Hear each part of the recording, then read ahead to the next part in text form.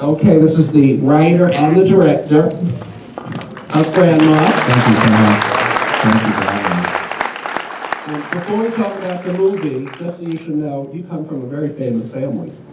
Susan Kohner was your mother. Yeah, who was in... Great actress. She was in the movie Imitation of Life. She was nominated for. And John Weitz used to design my shirts and ties. There you go. John Weitz, the menswear designer. Okay, how did the story come to you? I read that it was in your head for a long time.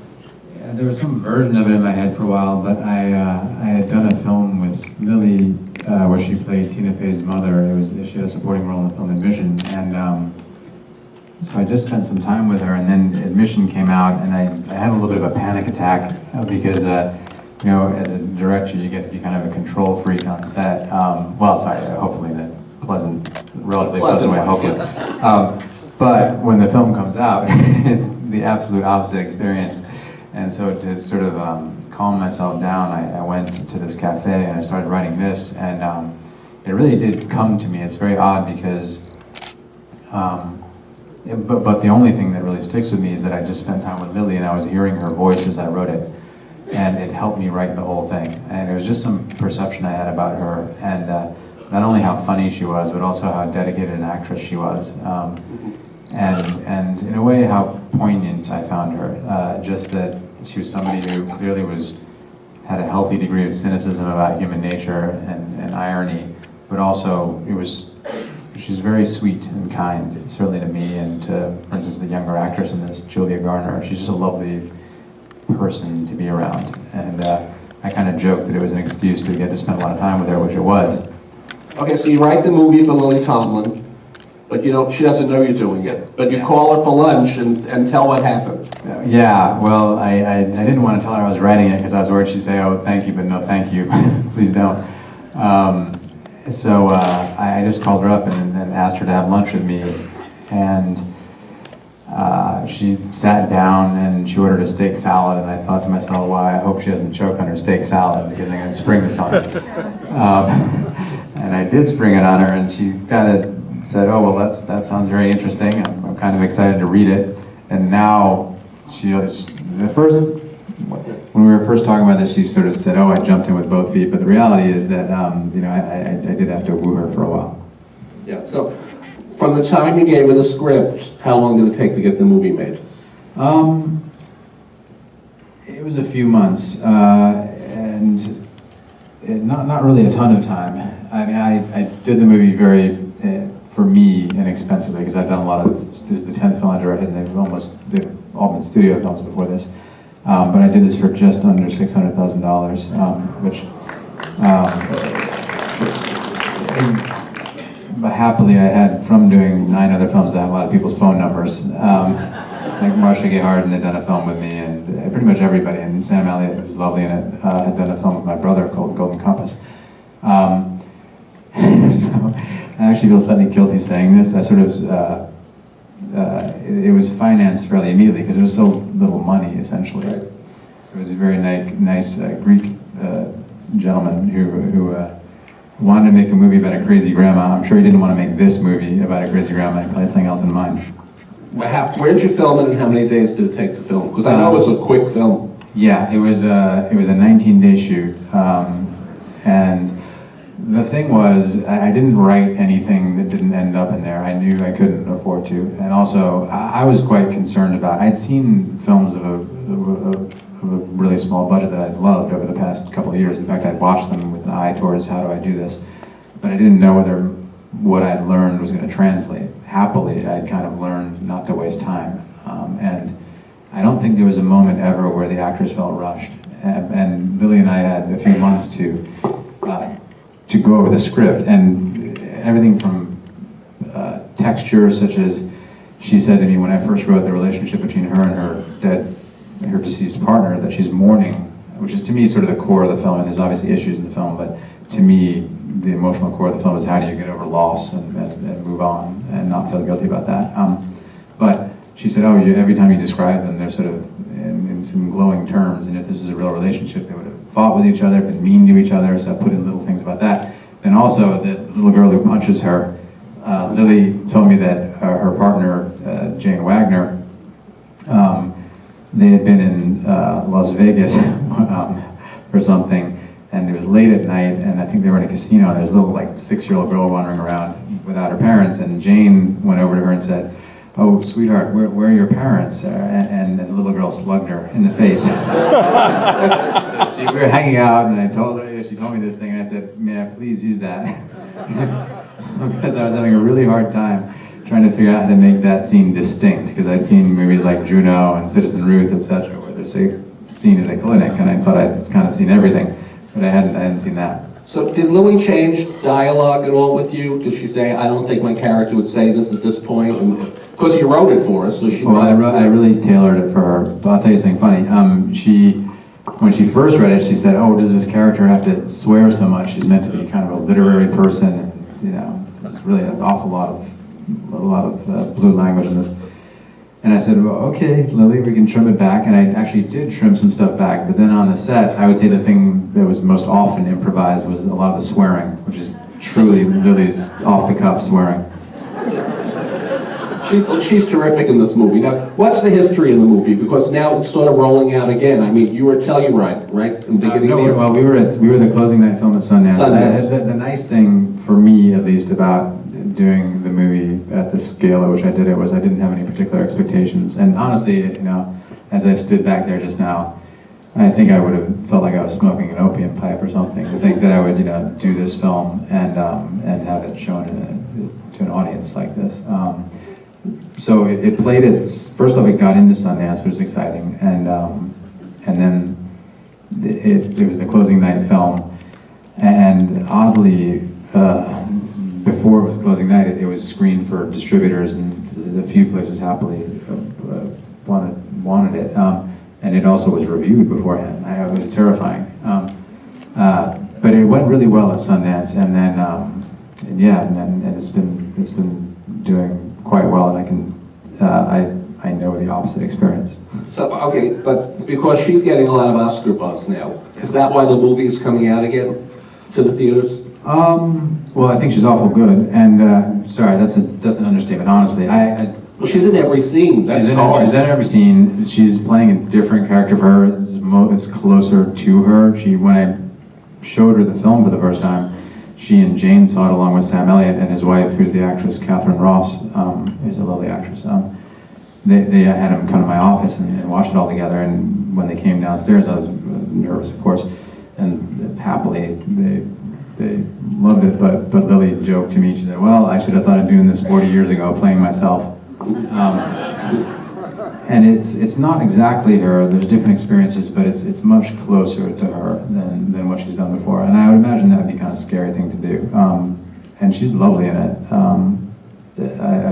I watched it earlier for the first time in a long time, and I was really, really impressed. Which sounds like a stupid thing to say, but because I was watching her when the other actors had the ball, and there's not a moment where she's out of it. She's absolutely, but it's interesting. One thinks of her in terms of her sort of characters that she does often, but she's a method actress. Like, she uses stuff from her emotional life in every moment. I don't know. It was a joy.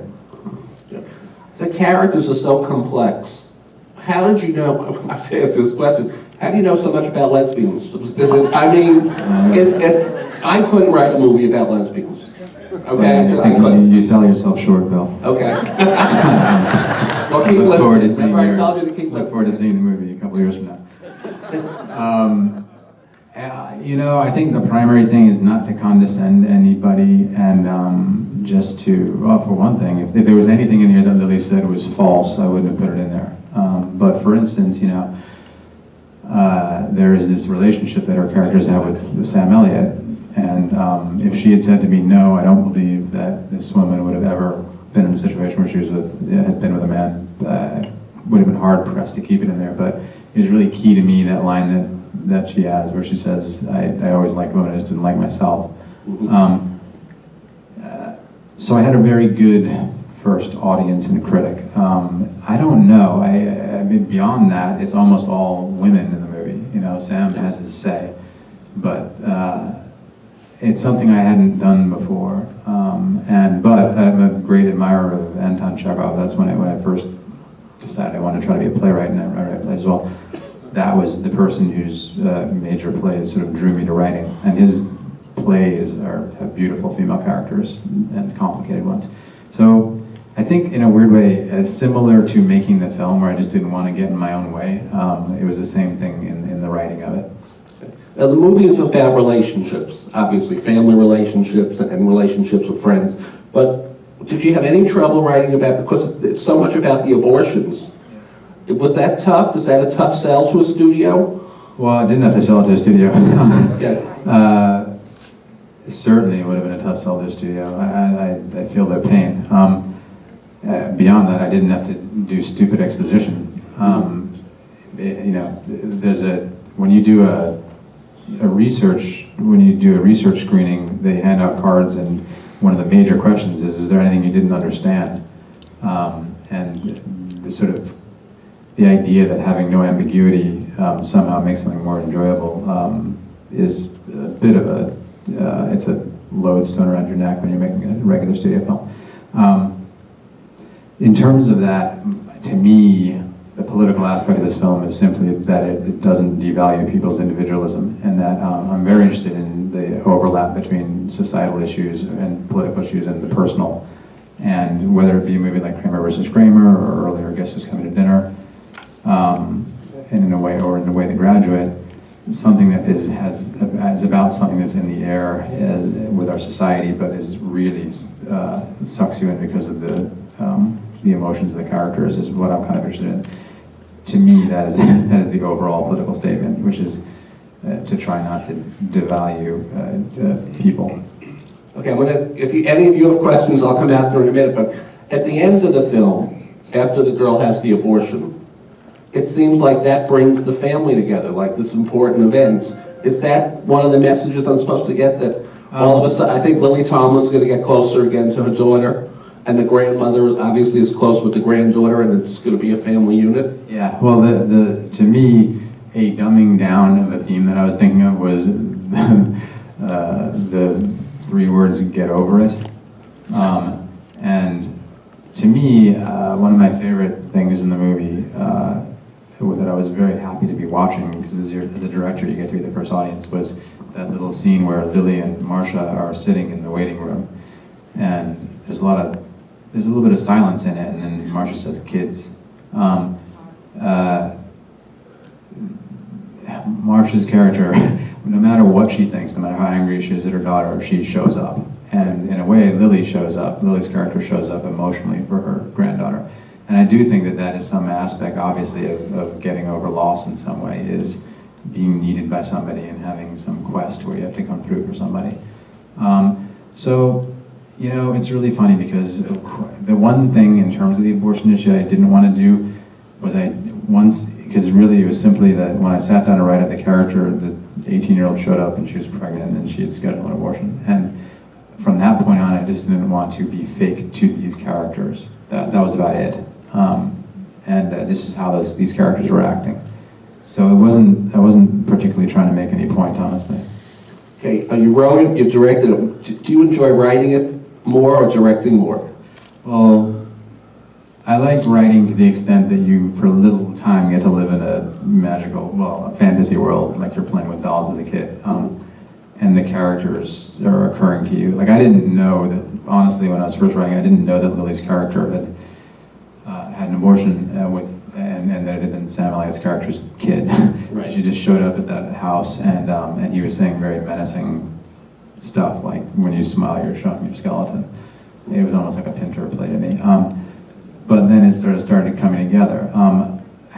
But they're great antidotes to each other, writing and directing, I find. Because as a director, you have to make decisions very rapidly, and you have to be okay with some of those decisions being maybe the wrong decision, and trust that you can fix it down the line. To me, that's a great thing, because I have a really hard time deciding what to order for lunch. Yeah. Now, you work with your brother a lot on a couple of movies, like American Pie, a couple of About a Boy. All About a Boy, Yeah. About a Boy. What's it like working with your brother? It was really great, lovely. He's a wonderful person, and happily he directs on his own as well. He did a film called A Better Life, which I thought was a lovely film.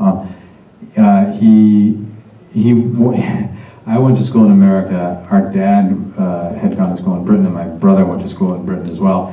And there's an affectation in Britain that you never appear to really like your job, I think. It's just not gentlemanly. And so he would do stuff like we'd be on the way to the set in the morning, or we would come home from the set, and he'd say, God, I don't know if I ever want to direct again. And I'd say, well, okay, but we're doing it at 7 a.m. tomorrow, so I'll hide that. Okay, so who has questions? The runtime is 78. Wait. I do Phil Donahue.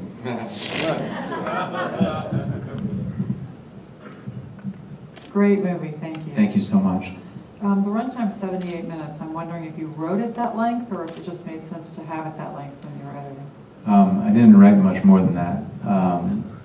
And that was also a collective. I knew I was going to have a limited amount of time. Honestly, too, I felt that I felt that some of my storytelling in the films I've done in the past maybe was a little overcomplicated, and I really wanted a very, very simple plot line, which I hoped would allow the characters to become very complicated. So that was just it. I didn't want any wasted energy, essentially. I just have a comment. You were asked a question about how could you write about lesbians? What do you know about lesbians? A good writer doesn't have to actually experience it. What do you know about abortions? You never had one, but you can still write about it.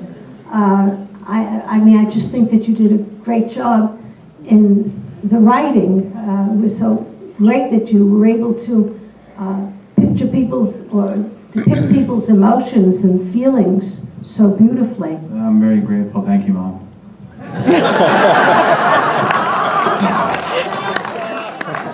Thank you so Who's got a much. question? Yes, I have a question, and I think I can speak for most of the patrons here. The storyline, phenomenal. The acting was fantastic. The only question I have, and I think I speak for everyone here, when are you going to do a sequel? Thank you. You mean the Grandpa movie with Sam Elliott? I want him to find love. Yeah. Thank you.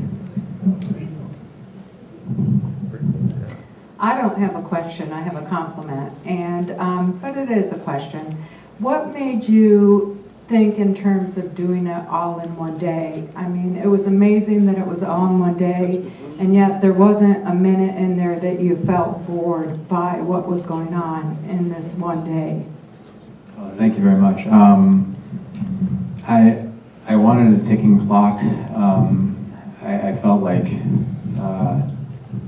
I had seen a Norwegian movie called Oslo, August 31st, which is pretty much one day in the life of a recovering addict it's a very different kind of movie. A recovering addict who's getting out and going to do a job interview, and you're seeing whether or not he's going to relapse or not. And it was a really beautiful film. That was kind of sticking in my head. I just actually felt like some constraints were going to be good for me. And thank you very much. Where'd you film the movie? I filmed it all around Los Angeles. I filmed it at my house. I filmed it at two scenes at my office, the office I share with my brother. Marcia Gay Harden, when she's on the treadmill desk, that's in her office, and that's my brother's treadmill desk. I walked up there one day and I looked at it and I called Marcia and I said, hey, how would you feel about doing the first part of the scene on a treadmill desk? And she said, oh, that'd be a hoot. Marcia, she's a formidable dramatic actress, but the moment in there that rings truest to me about her is there's a little moment, very fast, where she gets off the treadmill desk and she's got a towel and she wipes her underarms before going to a meeting. And that's very much what she's like. Sorry, not disgusting, I mean, but she's got a good sense of humor. And then the scene in the clinic where the doctor is examining Lily and shining a light in her eyes was in another room in my office. Because it was a low budget, I've learned from these Q&As, did you steal some scenes in the streets of LA and stuff? Yes. I was kind of shocked, we actually had a police person for a couple of the scenes, the driving scenes basically, and the scene where the car breaks down. That was Lily's car, by the way, her actual car. Yeah. I told her, I called her up one day and I was like, Lily, I'm going to look at some cars that Elle might drive and I'd like you to give your opinion about them. And she said, well, why don't you come over here? I've got a car in the garage. That car was a car which she's had, I think it's a 50s car, but she's had it since the 70s. And she was kind of forbidden to drive it by Jane. Because I know this because I drove it a little bit. You can press down the brake, but it's not going to stop until it wants to. It's a slightly terrifying car, but Lily actually has the touch with it. So, Because of your reputation, once you had Lily Tomlin, was it easy to get all the other actors? yeah, everybody said yes. It was really exciting, and I'm sure a large part of that was just to do this particular movie with Lily. So yeah, everybody. Sam Elliott was terrific. Yeah, Sam was great. He was so sweet. He was really excited, I think, to do. I think it was a slightly different character for him. In that he kind of gets quite raw in it. And when I showed up to shoot that scene, I was quite early, and there was a pickup truck outside parked down the road. And I said, oh, well, one of the crew members is here kind of early too. And it was Sam, sitting there waiting to go to work. That's great. Yeah, it was really neat. You're happy with the movie? I mean, when you watched the movie tonight, that's the movie that you envisioned when you wrote it? Yeah, it's better than I envisioned, certainly, because the actors bring so much to it. I'm really happy with it, and I'm trying to allow myself to take pleasure in that, because, yeah, it doesn't always happen. What's next for Paul Weitz? What are you working on? I do a show called Mozart in the Jungle, which is set in the classical music world, which is on Amazon. It's a completely different tone. It's like a Ernst Lubitsch type thing. So I'm doing that, and I'm just writing some stuff. Do you like writing for TV? Well, it's only 10 episodes, and they put them all out together. So I do like this one, yeah, because there's beautiful music in it. It's set at a symphony orchestra. So I'm learning a lot. Is writing a movie or writing anything, because now I have to write a movie about, gay guys. Is it lonely? Or is do you wake up at a certain time and say, give yourself hours and say, at 8 o'clock in the morning, I'm going to sit down and do this? I've been doing it a long time. And to me, it's just a mental exercise. It's a mental exercise and an exercise in humility, as is any, I think, creative endeavor. It's not lonely, no. Okay. When it's going well, you have these characters around you. When you're forcing it, it's awful. Mm-hmm. But do you write longhand or on the computer? With stuff like this, I like to write it longhand because there's always a temptation on a computer to go back and edit.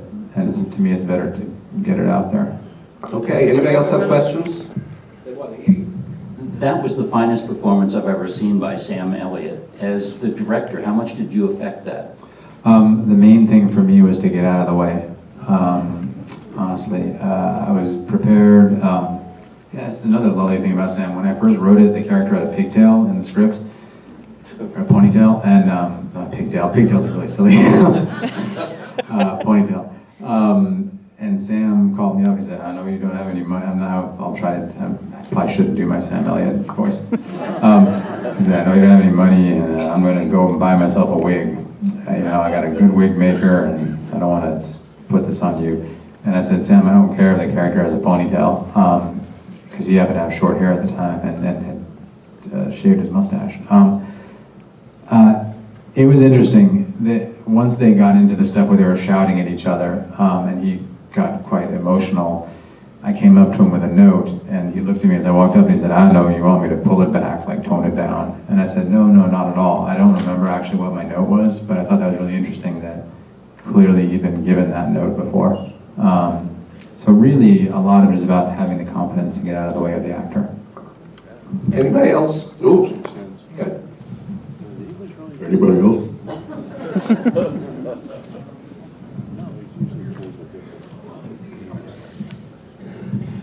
Hi, great film. Thank you. Just want to know, where you will be speaking next? I'm speaking right outside here on Monday, Wednesdays, and Fridays.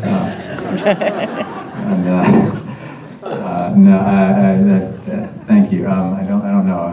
I'm sure. I don't know how to respond. Thank you.